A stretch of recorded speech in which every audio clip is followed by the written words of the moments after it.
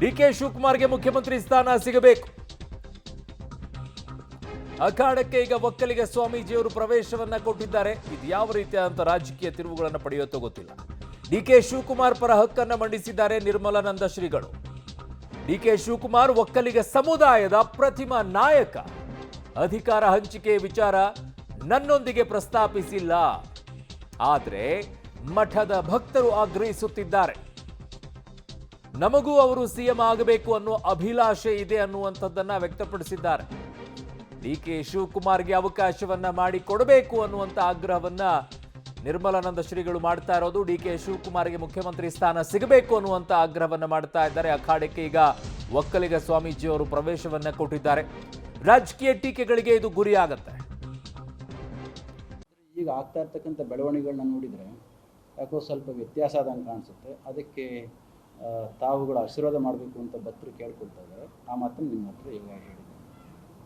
2.5 ವರ್ಷದ ಹಿಂದೆ ಕೂಡ ಸರ್ಕಾರ ರಚನೆ ಆಗೋದು ಕೂಡ ಸಾಕಷ್ಟು ಕೂಡ ಕೇಳಿಬಂದಿತ್ತು. ಅವರಿಗೆ ಕೆಪಿಸಿಸಿ ಅಧ್ಯಕ್ಷರು ಕೂಡ ಇದ್ದಾರೆ. ಸಾಧಾರಣ ಏನಾಗಿತ್ತು,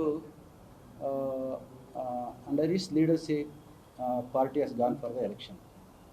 ಈ led the party, he brought the party into the power.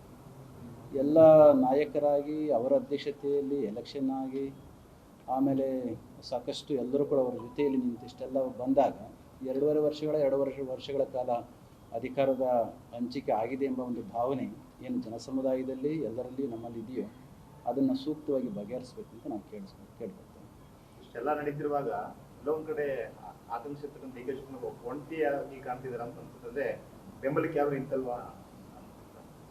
ಆಗ ಹುಟ್ಟ ಹೋರಾಟಗಾರ, ಅವರು ಯಾವ ಸಂದರ್ಭದಲ್ಲಿ ಏನು ಮಾಡಬೇಕು ಅಂತ ಅವರಿಗೆ ಸ್ಪಷ್ಟವಾಗಿ ಗೊತ್ತಿದೆ.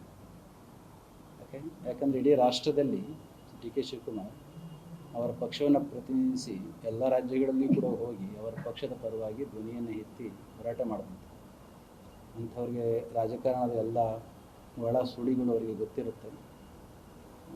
ಉಳಿದದ್ದು ಅವರೇ ಹೇಳಬೇಕು.